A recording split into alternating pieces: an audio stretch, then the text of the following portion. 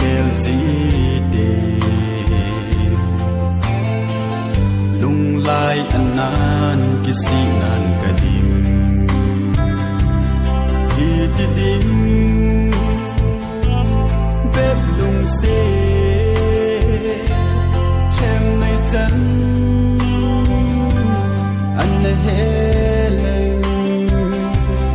hi ti dim bếp lung se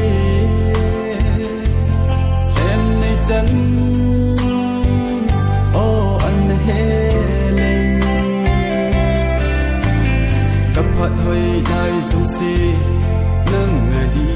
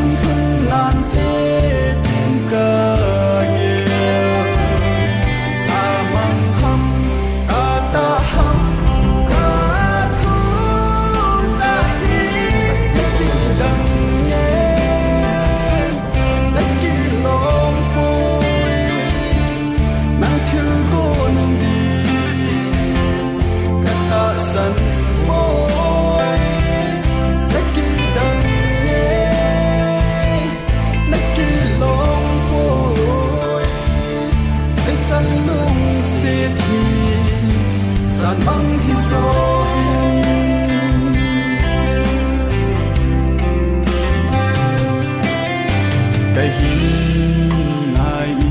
cái hin mùi phi gì no ma lên kỳ đê cái kỳ niệm na at ta sa cho lên na hay mi la bằng cái na sa